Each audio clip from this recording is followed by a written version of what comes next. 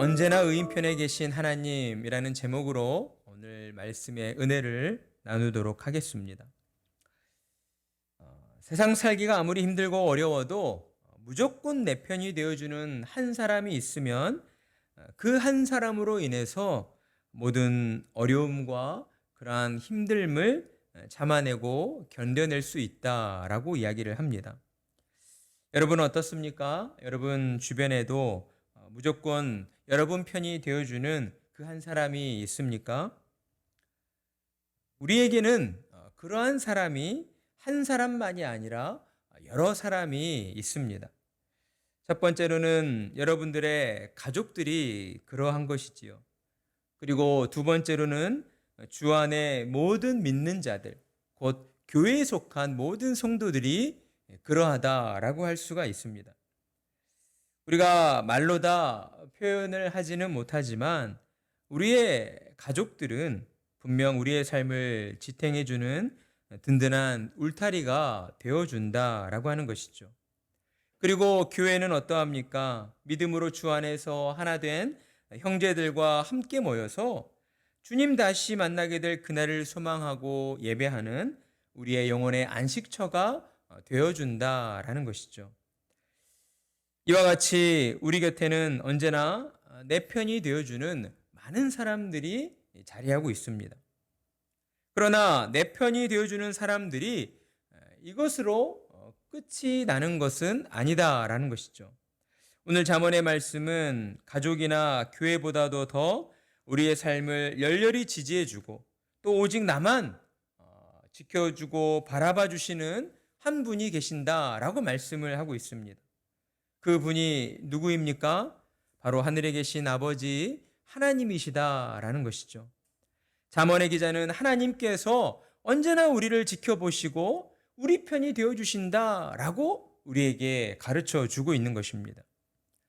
그렇다면 왜 그렇습니까? 왜 무슨 이유 때문에 하나님께서는 저와 여러분의 편이 되어주시는 것일까요? 우리가 하나님 앞에서 무언가를 특별히 잘했기 때문입니까? 아니면 하나님께서 우리에게 무언가를 빚을 졌기 때문일까요? 그렇지 않다는 것이죠. 하나님이 저와 여러분을 지켜주시고 언제 어디서나 우리의 편이 되어주시는 이유는 단 하나입니다. 그것은 예수님께서 여러분을 위하여, 우리를 위하여 생명을 내어주셨기 때문이다라는 것이죠. 예수님이 십자가에 흘리신 보혈로서 우리의 영혼을 깨끗이 씻겨주셨고 우리의 그 죄로 더러워진 영혼을 예수님의 의로, 예수님의 보혈의 공로로 우리의 영혼을 덧입혀 주셨기 때문이다라는 것입니다. 따라서 예수님의 이 의로 거듭난 자는 하나님이 바라보실 때에 의인이 될 수밖에 없는 것입니다. 우리는 아무것도 한 것이 없는데도 예수님의 십자가의 공로와 하나님이 우리에게 선물로 주신 믿음 때문에 마치 하나님께서 우리에게 무언가 빚을 진 것처럼 하나님이 언제나 저와 여러분의 편이 되어 주셔야 하고 우리를 반드시 지켜주셔야만 하는 그러한 존재가 우리가 되어버렸다라고 하는 것이죠. 그러니 저와 여러분은 얼마나 축복받은 인생들입니까? 이러한 진리를 하나님의 은혜 가운데에 깨닫게 된 잠언의 기자는 오늘 말씀을 통해서 이제 선포하고 있는 거예요. 무엇을 선포하고 있습니까? 하나님께서 언제나 의인의 편이 되어주신다라는 것을 선포하고 있는 것이죠. 세상의 모든 악한 자들을 향하여서 너희는 더 이상 하나님께서 편이 되어주시는 그 의인들을 함부로 대해서는 안 된다. 의인들을 괴롭혀서는 안 된다. 의인들을 핍박해서는 안 된다라고 세상을 향해 선포하고 있는 것입니다. 15절, 16절 악한 자여 의인의 집을 엿보지 말며 그가 쉬는 초소를 헐지 말지니라. 왜 악한 자들이 의인의 집을 엿봅니까? 엿본다는 것은 좋은 의미가 아니죠. 좋은 의미로 엿보는 경우도 있을 수 있겠지만 대체로는 어떠한 불의한 의도를 가졌을 때, 불의한 의도가 행해질 때에 이러한 엿본다라는 이러한 표현이 나오게 되는 것입니다. 의인의 집을 엿본다는 것은 의인의 집을 어떻게 해서든 무너뜨리려 한다는 것이죠. 왜 그렇습니까? 이것이 바로 사탄의 자식된 자들인 그러한 악인들의 본성인 거예요. 악인들의 본성이 하나님의 자녀된 의인들이 이 땅 가운데에서 믿음을 가지고 살아가는 그 모습을 도무지 지켜볼 수가 없는 것이죠. 어떻게 해서든 의인의 집을 무너뜨려야 하는 겁니다. 의인의 그 믿음의 집을 무너뜨리려 한다라고 하는 것입니다. 그러나 악인들은 의인의 집을 쉽게 무너뜨릴 수 없는 것이죠. 왜요? 하나님께서 지켜주시고 있기 때문에. 16절 대저의인은 7번 넘어질지라도 다시 일어나려니와 악인은 재앙으로 말미암아 엎드려지느니라. 그러니까 이 말씀이 우리에게 교훈하고 있는 바는 결과적으로 최후적으로 멸망하게 되는 것은 누구예요? 악인이라는 거예요. 잠언의 기자는 하나님의 진리 가운데에 너희는 악인들을 향하여 의인들을 건드려서는 안 된다라고 선포하고 있습니다. 또한 이 말씀을 통해서 우리가 깨닫게 되는 교훈은 죄로 부패한 이 세상을 살아가는 동안에 신실한 신앙을 가진 신자들도 악인들로 인해서 때로 고난에 빠지고 때로는 어려움에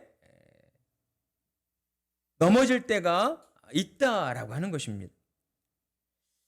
물론 이 가운데에는 악인들의 핍박이나 악인들의 그러한 괴롭힘도 있을 수 있지만 신자된 저와 여러분의 미숙함과 또 우리의 부족함일 수도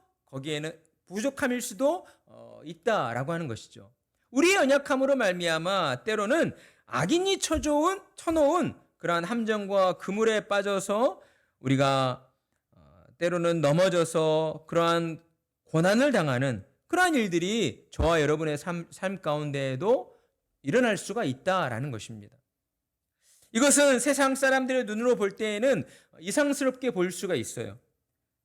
그도 그럴 것이 아니 당신들이 믿는 하나님이 창조주이시고 전능하신데 왜 하나님의 자녀된 당신들의 삶에 그러한 고난과 어려움을 그냥 바라보고 계시는가? 왜 하나님이 여러분의 고난과 어려움을 즉각적으로 도와주시지 않고 해결해 주시지 않는가라는 그러한 의문을 가질 수가 있다라는 것이죠. 그러나 여러분, 이러한 세상 사람들의 생각은 전혀 이상하거나 문제될 것이 없는 것입니다. 왜냐하면 신실한 신자가 죄로 타락한 세상에서 육신의 삶을 살면서 겪게 되는 악인들로 인해서 더러는 우리 자신의 연약함으로 인하여 겪게 되는 모든 고난과 어려움은 16절의 말씀처럼 최후적인, 그러니까 최종적인 실패가 아니라 도리어 인간의 힘과 능력으로 어찌할 수 없는 현실을 뛰어넘는 하나님의 능력을 체험하게 되는 그러한 놀라운 기회가 되기 때문이다 라고 하는 것입니다. 하나님께서 우리를 지켜주시고 다시 일으켜 세워주신다라고 하는 것이죠. 의인은 7번 넘어질지라도 다시 일어나려니와, 여러분 성경에서 몇 가지의 숫자가 나오는데 이 7이라고 하는 숫자는 완전수입니다. 그러니까 하나님이 역사해 주시는 완전한 수, 그러니까 횟수의 의미가 없다는 거예요. 하나님께서는 하나님이 택하신 의인을 끝까지 지켜주시고 끝까지 다시 일으켜 세워주셔서 하나님의 영광을 드러내는 자리로 나아가도록 인도해 주신다라고 하는 것입니다. 하나님의 이와 같은 역사하심으로 말미암아 하나님께 택함받은 신실한 믿음을 가지고 사는 신자들은 세상을 향하여 하나님의 살아계심, 우리가 믿고 우리가 의지하는 그 하나님은 그저 우리 눈에 보이지 않는 그냥 우리의 어떤 상상 속에 어떤 소설 속에 등장하는 그러한 신이 아니다. 실제적으로 존재하시는 분이시며 실제적으로 신자들의 삶을 지켜주시고 보호해주시고 우리와 함께하여 주시는 하나님이시다라는 것을 저와 여러분의 그 고난의 시간의 삶을 통하여 우리가 드러내게 된다라고 하는 것입니다. 그러니 여러분의 삶에 경험되어지는 그러한 힘듦과 어려움들 속에서 여러분 그것들에 낙심하거나 절망하지 마시기 바랍니다. 도리어 그러한 어려움의 시간들이 닥쳐왔을 때에 하나님 앞에 감사함으로 기도드리십시오. 하나님께서 여러분의 신실하심을 또한 믿고 계시기 때문에 여러분의 삶을 통하여 하나님의 영광을 드러내고자 하시는 그러한 놀랍고도 위대한 하나님의 계획이라는 사실을 우리가 믿고 하나님 앞에 감사드려야 하는 것입니다. 그러니 신자는 언제나 당당함을 잃지 않아야 하는 것이겠죠. 언제 어디서나 하나님이 우리와 함께 하시며 또한 여러분을 지켜주신다는 그 믿음을 가지고 있기 때문에 저와 여러분은 세상 풍파에 휩쓸리지 않고 굳건히 서 있어야 한다라는 것입니다.